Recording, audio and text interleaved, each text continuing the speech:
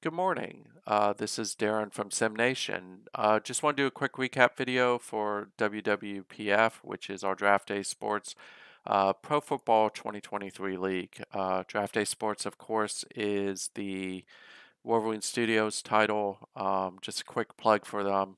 I'm not getting paid for it, but I like the product.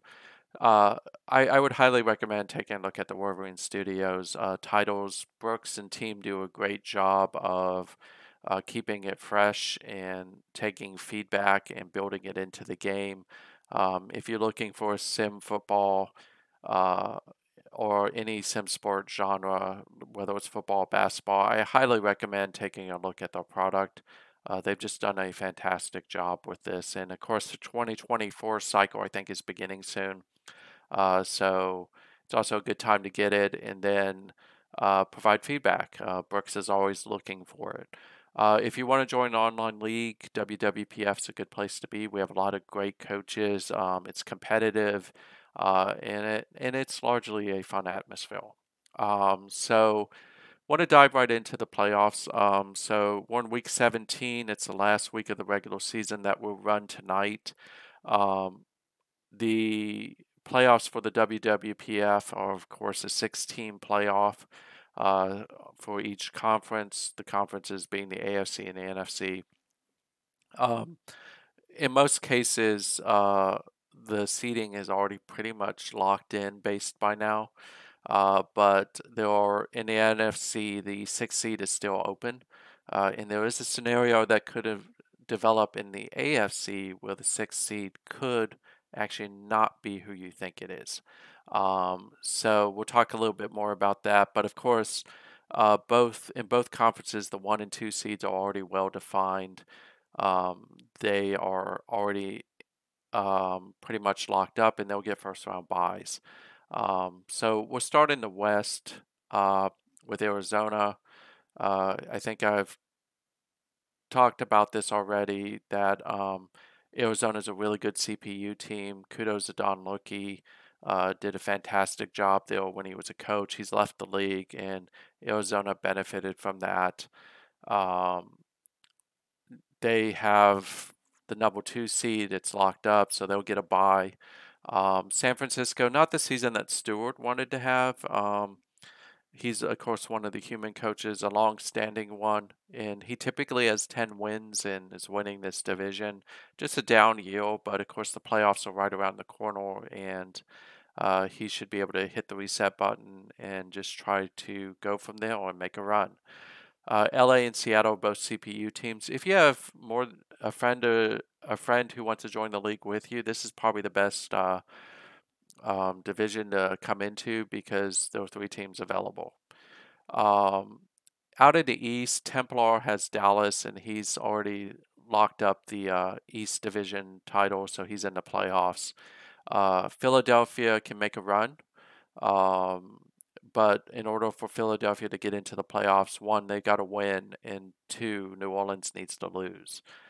So if New Orleans loses and Philadelphia wins, they're in. Of course, if Philadelphia loses and New Orleans loses, New Orleans is in, I believe. There is a scenario that could unfold where Chicago would be in if they won. Um, I don't think that that's going to unfold, but I've seen it happen before, so I'm kind of hedging a little bit though. But for New Orleans, it's as simple as this: win and you're in. Uh, Washington and New York, this is Udo and Cable.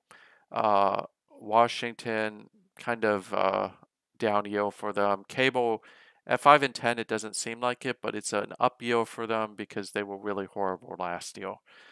So good job in making an incremental increase. And it's worth it to note at one point they were 5 and 6, and just on a 4-game losing streak right now.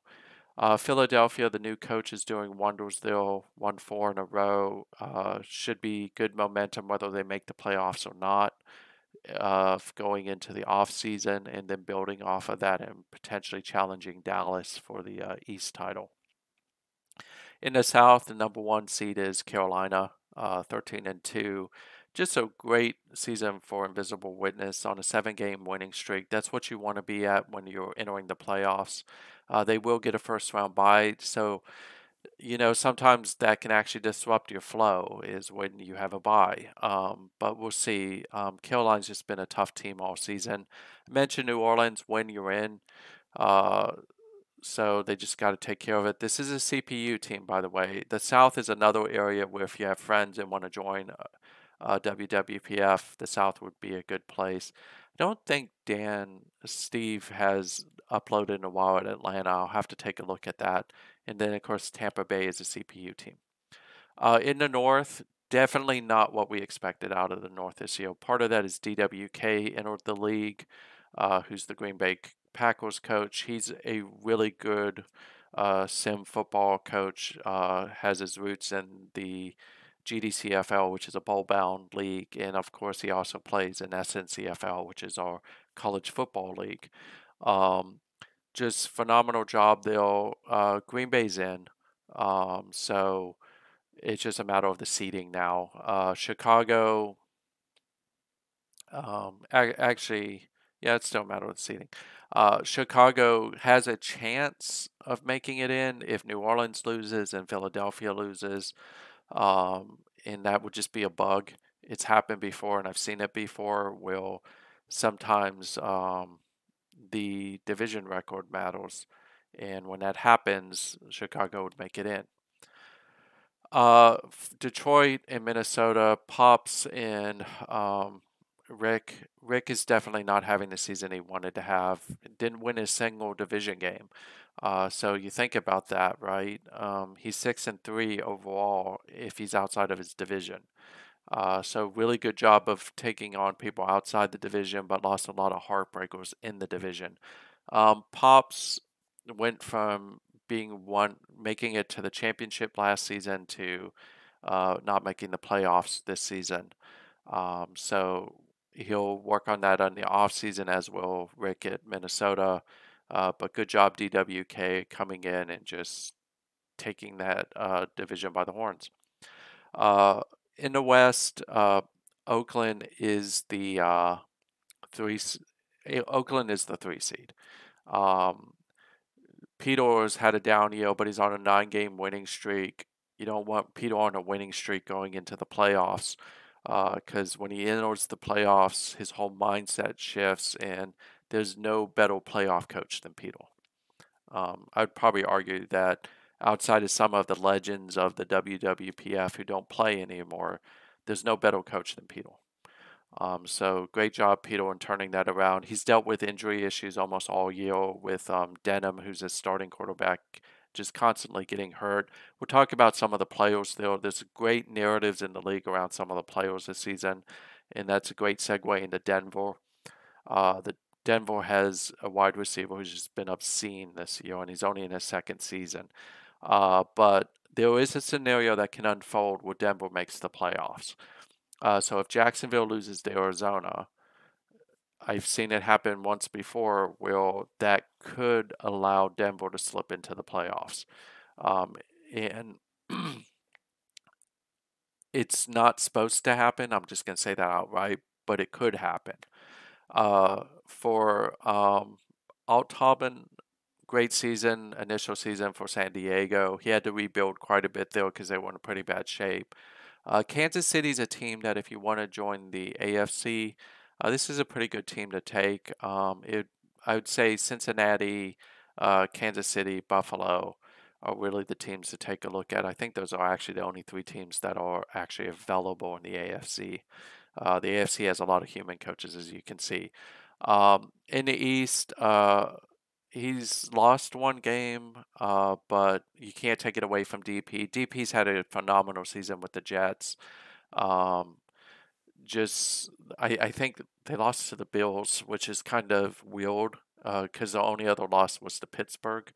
And he's beaten Shark, who's uh, essentially at New England twice, and that's anytime you beat Shark twice, that's pretty big. But New York's got the 2 seed no matter what happens, whether they win or lose. New England will come in at number 5, and that's not a 5 seed you want to see, by the way, because at 11-4 they are arguably better than some of the other teams. Shark is just a dangerous opponent anytime you play him. Miami started strong and then faded, and Buffalo's just Buffalo. They haven't had a good season in a while, but of course our CPU team. So was at Miami, but can't say enough about New York with DP. Just solid season, which is kind of what you expect from DP. He's a really phenomenal coach. Indianapolis, this is Rick. He's one of our new coaches. Indianapolis has stuttered a little bit maybe in the last few weeks, but overall, just a really good season from Indianapolis in dominating the South. Jacksonville, the easiest thing that Jacksonville can do is beat Arizona, and I'm making that sound easier than it is. Arizona's having a really good year. But they really need to try to win this game because, again, there is some weirdness that happens with that sixth seed sometimes. Where if they're 8-8 and Denver's 8-8, and of course Denver's season's over already, they've played all their games. There is a chance that based on the power rankings, that Denver could shoot up past Jacksonville, and if that happens, I have seen a bug will Denver would get the playoff spot, even though by all metrics it really should be Jacksonville.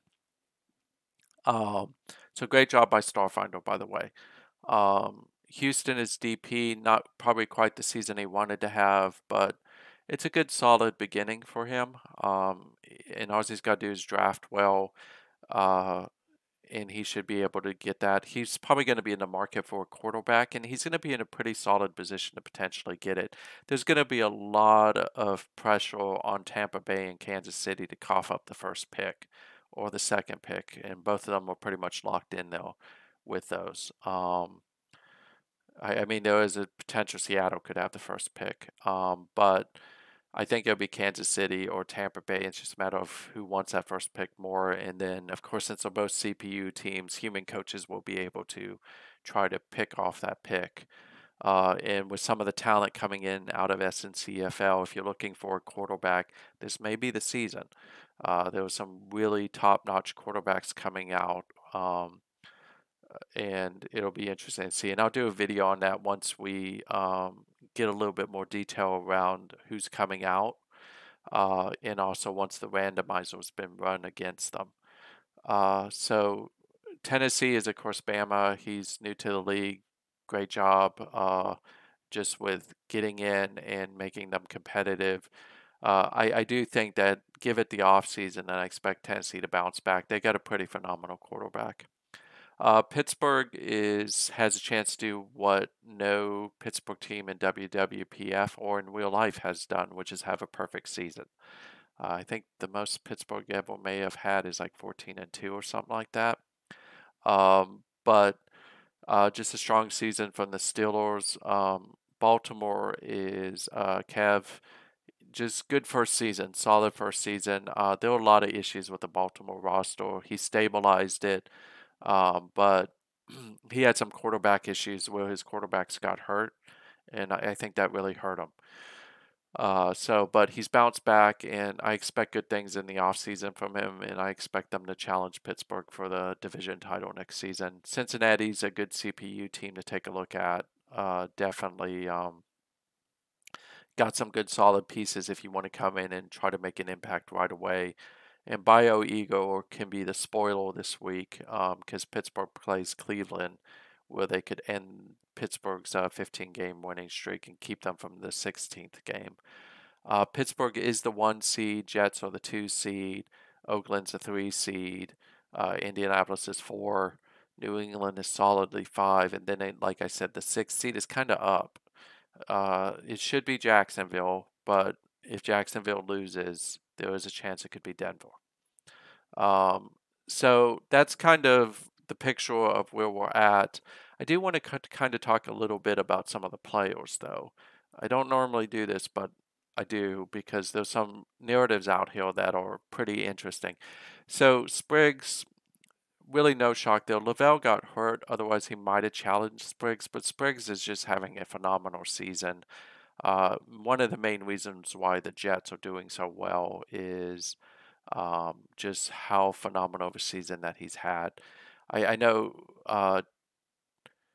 I know DP's worst fear is that he's going to retire. But when you look at this, is uh, that season he was hurt, but he's lights out. 50 touchdowns against 6 interceptions.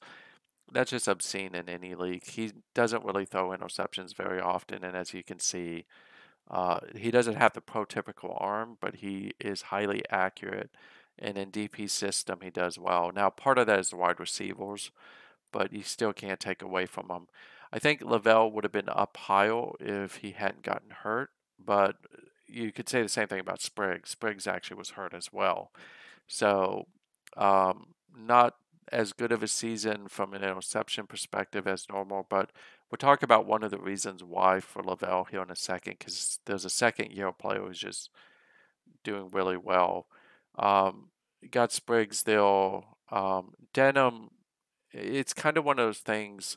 Denham's had a really horrible first season. And there's a lot of talk about he was a bust.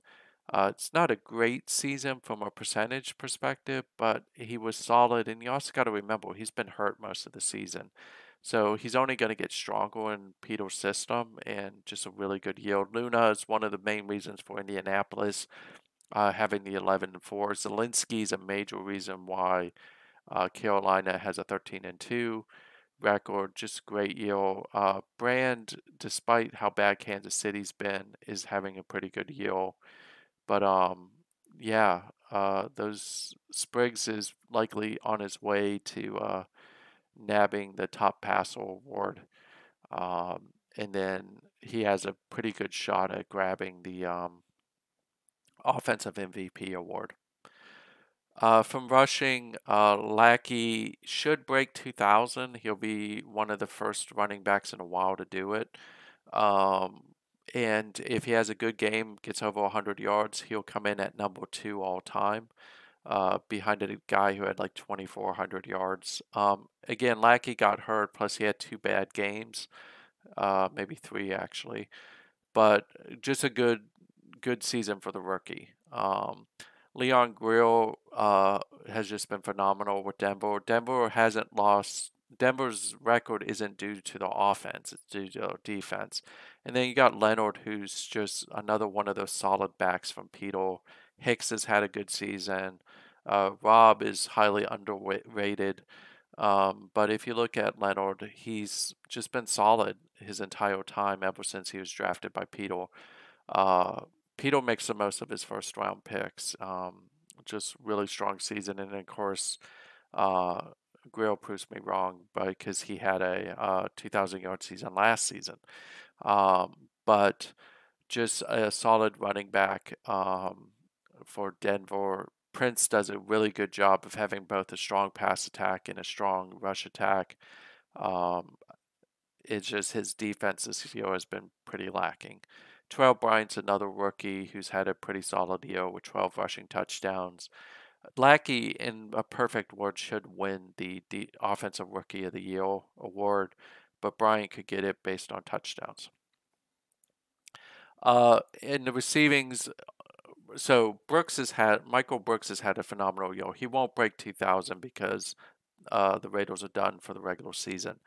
But who could break it in addition to Johnson is Jonathan Roberts, who's the Jets' phenomenal wide receiver.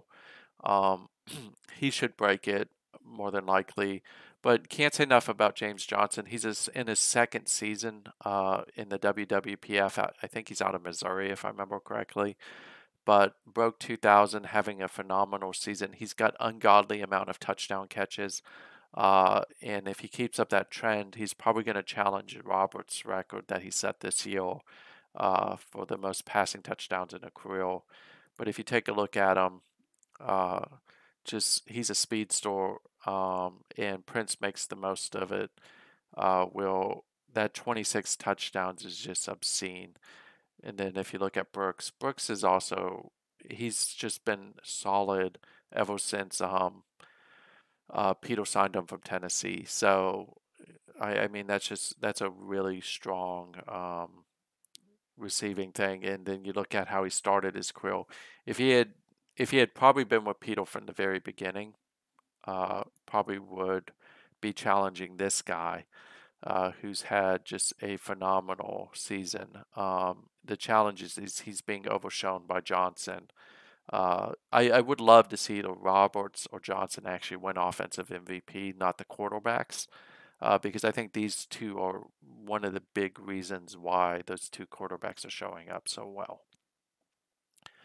Um, and of course, Martin is also having a good season, and Udo has a good season from Kiesel.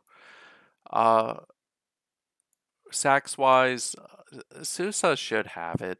The sack title this season. Hickson's making it a little bit hard on him by just staying up there, but Hickson would have to have a monster game, which probably is not going to happen in order to catch him. But they're definitely light and day above everybody else. A candidate for Defensive Rookie of the Year is Michael Perry. I don't think he's going to get it. He's hurt, so he's not going to be able to improve his stats. Um, and that's probably going to hurt him. But Pearson, who is, of course, the phenomenal Cleveland Browns corner, should be able to hold on to the interception title. Um, I think if we look at the awards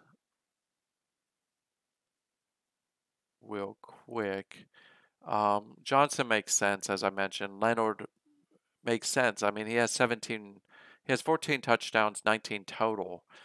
You should consider him for it. I know some people would argue Bryant, but I think of the running backs from a touchdown perspective, Leonard would. I do think that Lackey should be in the conversation because anytime you rush over for over 2,000 yards, you should be considered. And he's a major reason why Pittsburgh's undefeated. Uh, but I think that the way the game normally plays out is there's a strong chance that Spriggs is going to win it. You can't overlook the 50 touchdowns. To me, it's really between Johnson and Spriggs. Um, and we already talked about the offensive MVP. Defensive MVP is interesting to me.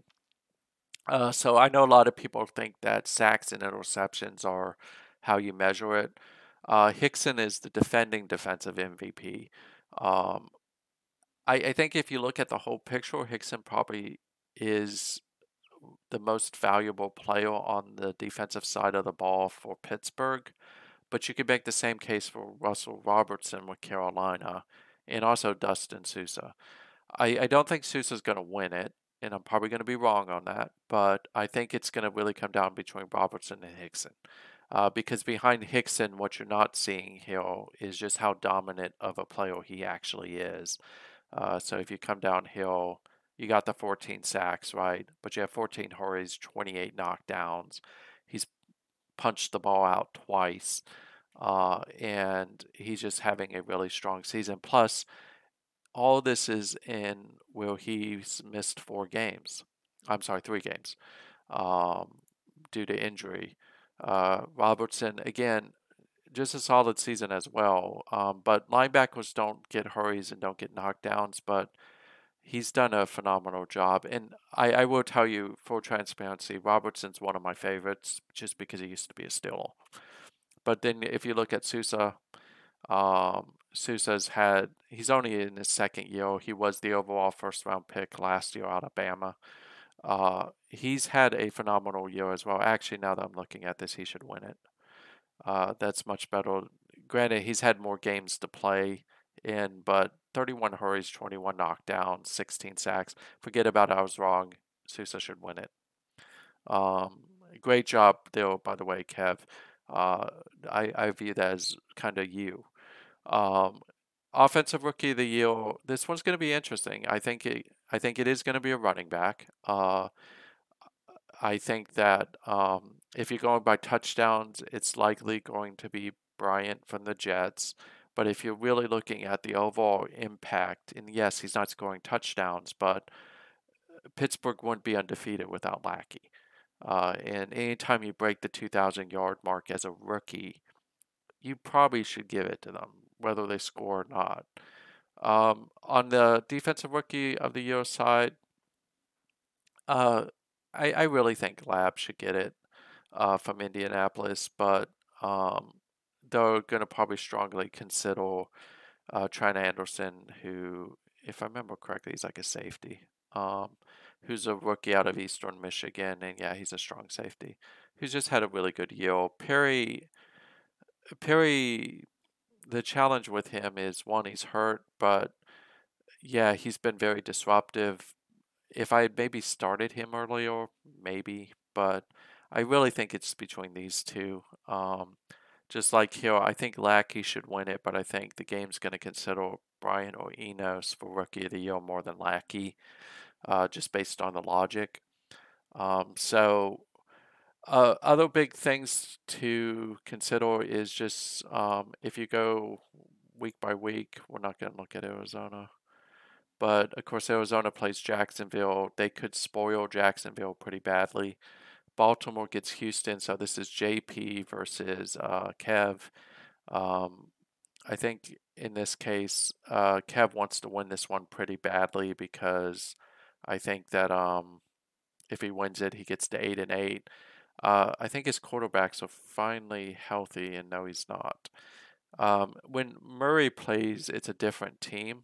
Um, and he's just got a lot of injuries right now. WILMER ALVAREZ is another really good rookie um, who that's a solid season from him. He should actually be in the Rookie of the Year conversation.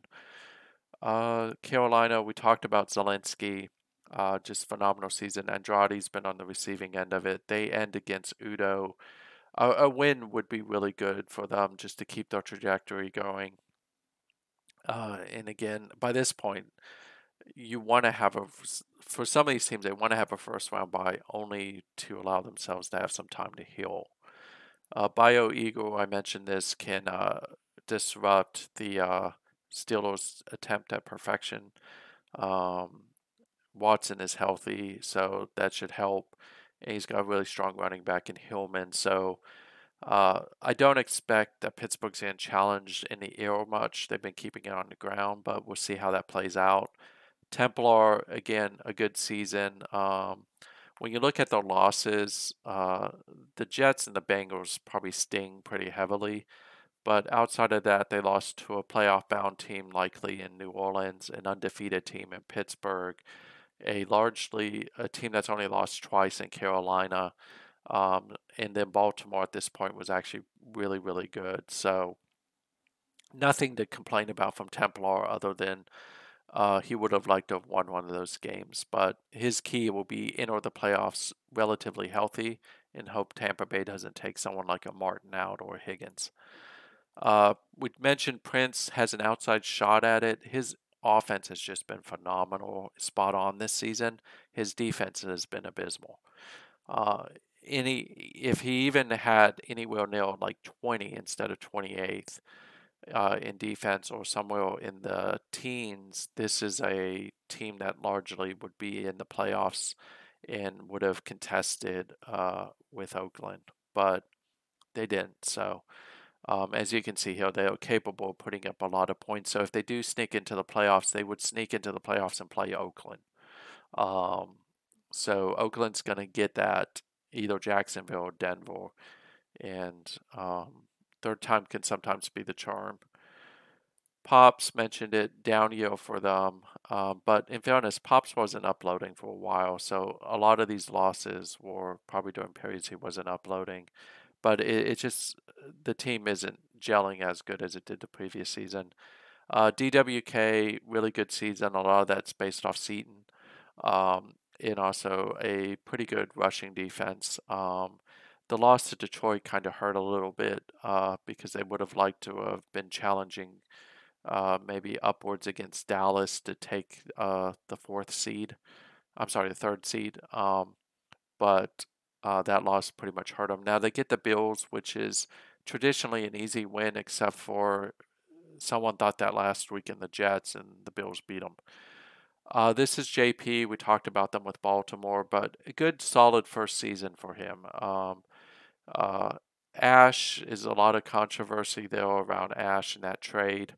Uh, some people may rightfully think that this team could have been playoff bound if they had a different quarterback. But good news is this year is a year to potentially get a quarterback. There should be two or three really strong options in the first round. And at 5 and 10, he's going to be up high enough that he could potentially get it. I have to look though, because he may have traded away his draft picks. Yeah, this is, I think that this is actually, and I'm not going to be able to see it in that view. I'll look in a different way. I think one of the challenges, if I remember correctly, he did trade his first pick for Ash, and I think that that's what's going to hurt, probably more than anything. Although that could have been the Jets pick. I'll have to look at that. So I'm digressing. But again, not as good of a season as he wanted to have, but it's a solid first season. Indianapolis, of course, they were in a really good spot, but then they lost to Houston. The Jets game, Jets are a thumper. That's hard, but then Starfinder beat them.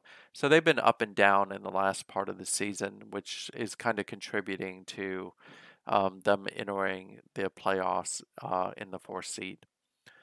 Um, Jacksonville mentioned it. Starfinder needs to beat Arizona just to avoid that bug from happening. They're on a good trajectory. They've won the last three games, and uh, I'm sorry, won the last two, won three out of four, and the one loss was to New England. They've just played well all season. Outside of the Jets game, they've kept all the losses have been close. So it's really good. McCulloch is a good story. He was underrated coming into the draft. He was highly rated coming into the draft, didn't get drafted, took a little bit of a tumble, but Starfinder's done a great job with him, and he's had a really good year. He's another person who honestly could be up for Rookie of the Year if we thought about it, because that's some pretty solid stats right there, especially for a rookie quarterback. So it's good to see that because I felt bad about how far he tumbled. Um, so is kind of doing So's thing where he starts strong and then he fades. We'll see how it plays out in the offseason. He'll make a ton of trades, and we'll see if he's able to put it together in the offseason and really contest with New York and New England. It's a really hard division to be in, honestly, with those two heavyweights in there with Shark and DP, not JP, but DP. Um, it just makes it really tough. You're going to have to go through a gauntlet just to get there. Um, Minnesota mentioned Rick up and down Yale. Um, I think what really this one's hard to explain why he's just lost a lot of close games. I guess would be the easiest way to say it. And just the 0-6 record against his division really just stings. Detroit beat them twice close. Green Bay thumped them. DWK just again great job there. Um, and then, I mean, he's beaten San Francisco. He's beaten New England. He's beaten some of the bigger heavyweights out of conference and then lost to the people in the North. So either the North is just that competitive and they're beating the hell out of each other, or it's a different mindset when he gets into the division. But I don't expect him to be down. Rick is traditionally a really strong coach. I expect him to bounce back, and I think he just needs to finesse a couple areas of his team just to not lose those close games and really win the division games. New England, we mentioned, Shark had a pretty tough schedule. He lost both times to the Jets. Jets are almost kind of feeling like a team of destiny at this point, and we'll talk about them in a second, but just interesting for Shark. He is a very dangerous team. I think that if he makes it in to the second round, he can really disrupt.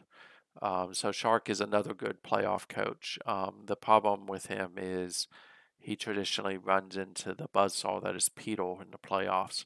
But I think this year, with where they're going to be seated, I think that if he were to win the wild card, he'd get Pittsburgh, not Oakland. And uh, historically, Sharks had a pretty good record against me. So he's got that chance. Hicks has had a good season. Allman, when he's healthy, has had a good season as well. Cable again mentioned this last year they were just abysmal. This year they're slightly better. Um, it's just they went on a losing streak. Losing to Baltimore's okay. Losing to New Orleans okay. Those are teams that are pretty strong.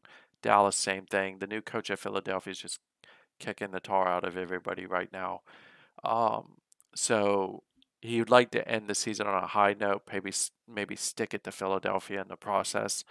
But regardless, 5-10 means he'll draft high again, and he can continue to build a pretty good roster. It's been a really good year for them. It doesn't show in the record, but it's good incremental progress, and as long as he keeps making it, he should get them back into the competition. I mentioned New York.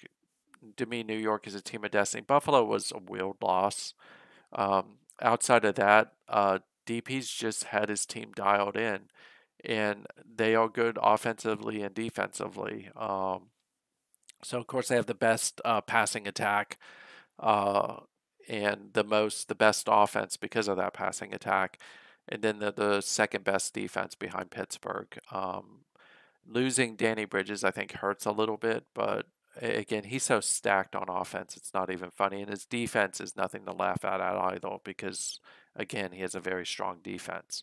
I think the one thing that maybe DP needs is a really game changing lineman, which there were some of those coming out this season in the draft, as well as there were a couple linemen I think that their contracts are up and they should be entering free agency. So he should be able to address, and if he addresses that, it's just going to be nasty for the Jets. Um, Now, the key, of course, is Spriggs can't retire.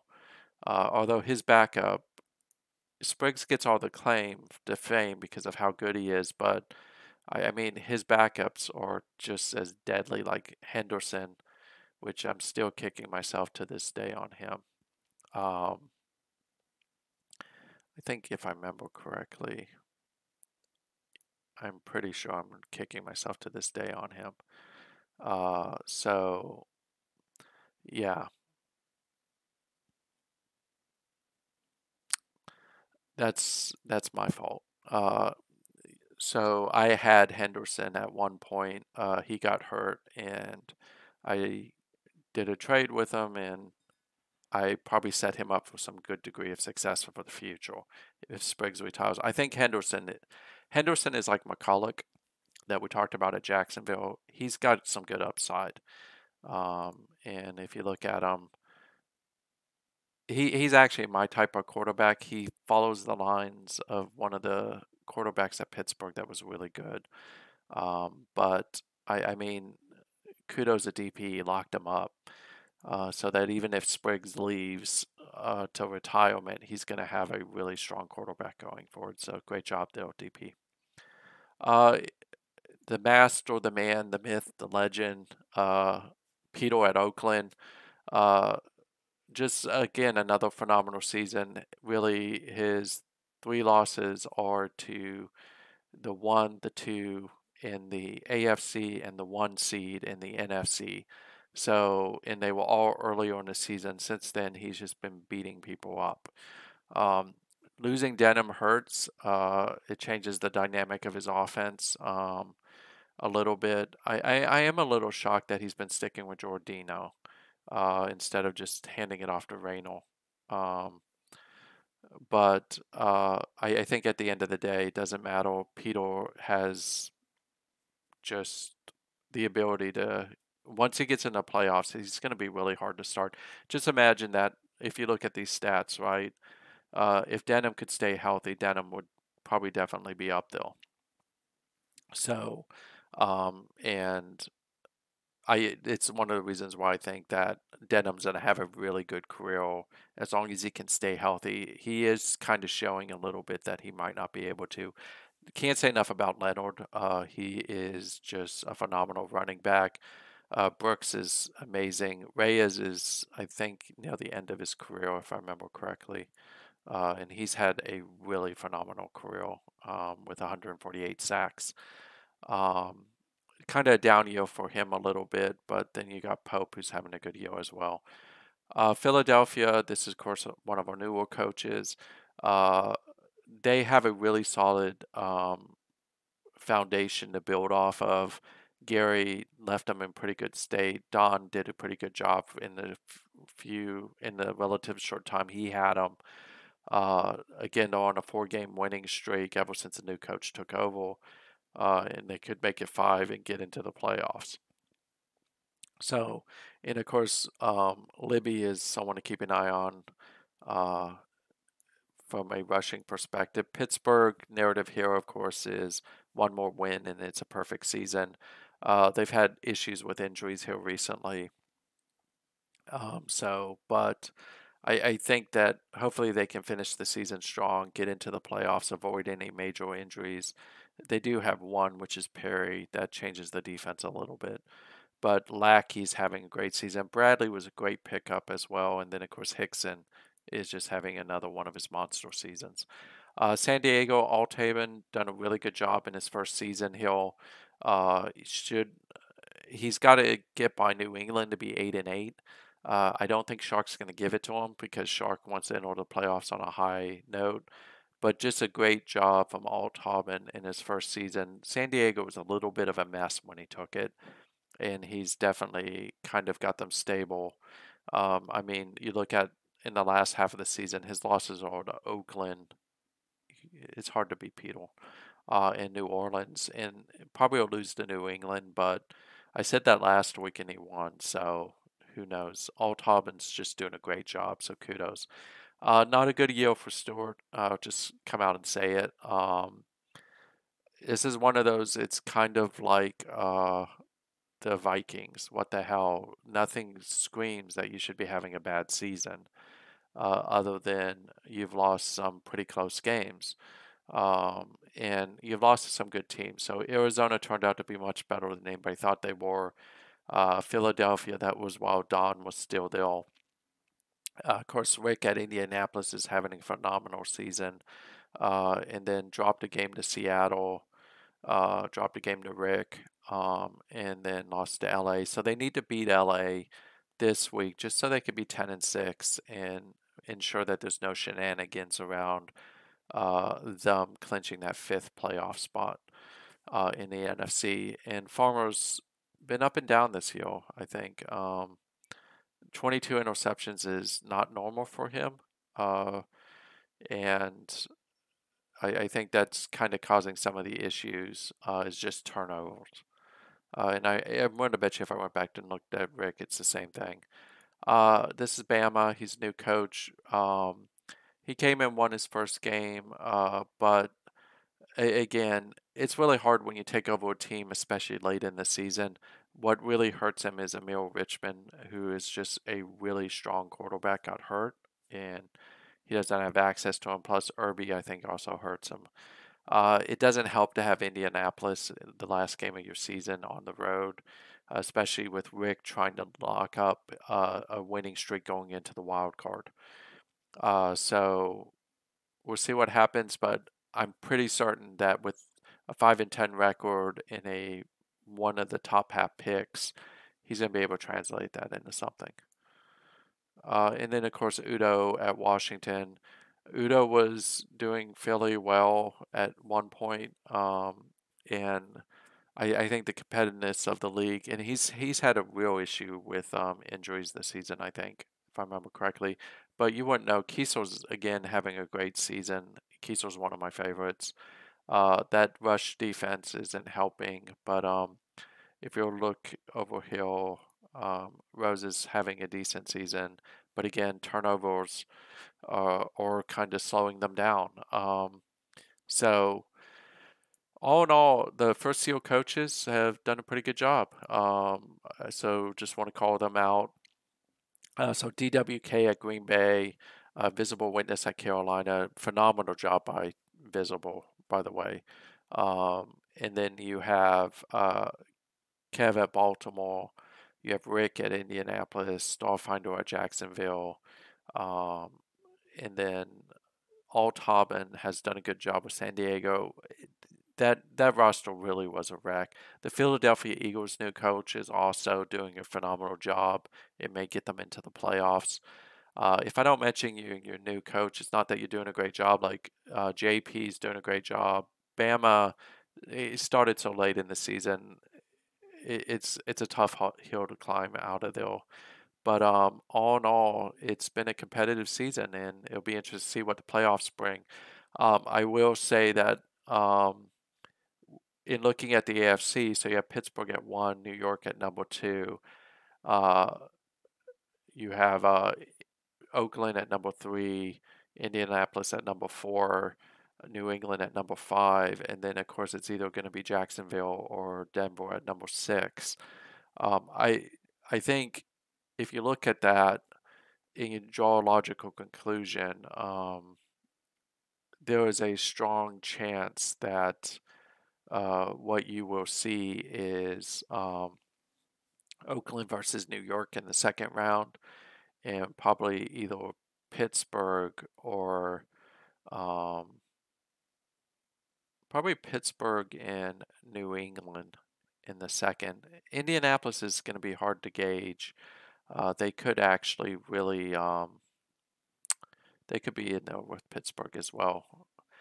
I think the other thing on the opposite side, Carolina, I think all roads are going to lead through Carolina. Carolina's just not shown themselves to be weak in any way, shape, or form. And again, playoffs are weird because you hit a reset button. But teams to watch on the NFC side in the playoffs is DWK is capable of taking out anybody with Green Bay. So they're dangerous. Likewise, Templar has made runs into the postseason. I do think that if Philadelphia makes it in and they win again this week, they are going to be very, very dangerous if they're in the playoffs. And they could make a run. Keep an eye on San Francisco. Stewart is one of those really good coaches who can make a run. So the playoffs by the time we do the next update, we will be into the playoffs, well into it, and we should have an idea of what the title game is going to potentially look like. I still think my favorite is Oakland, uh, is one of them. New York is one of them. Pittsburgh is one of them. I really think whoever wins that New York Oakland game, and I know I'm probably being mean to somebody by saying that those two teams are going to meet. It's just Peter's in a different realm when it comes to the playoffs. I think one of the teams that can beat Peter is New York. Pittsburgh has potential to beat them, but Pittsburgh is a different creature in the playoffs. Outside of the one championship run they made, they don't have a long track record of success in the playoffs. Um, so New York, Oakland, I think the winner of that is going to represent the AFC. And then on the opposite side, I really think Carolina has a pretty good shot at just making it, but keep an eye on Philadelphia, keep an eye on San Francisco, and Templar will just make a run to spite me, and he's on a 2-game winning streak, so he may be able to do that. And DWK is just an unknown at Green Bay. It's his first season, so it's hard to know what to expect. Kind of like Rick at Indianapolis. Rick may take that and say, I'm going to make a run.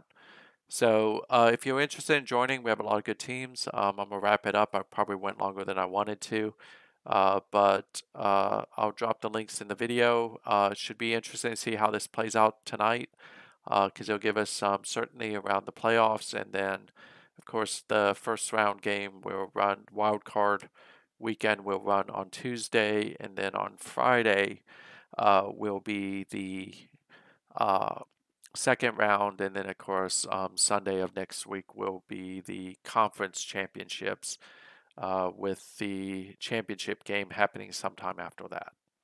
So thanks everyone. Have a great day.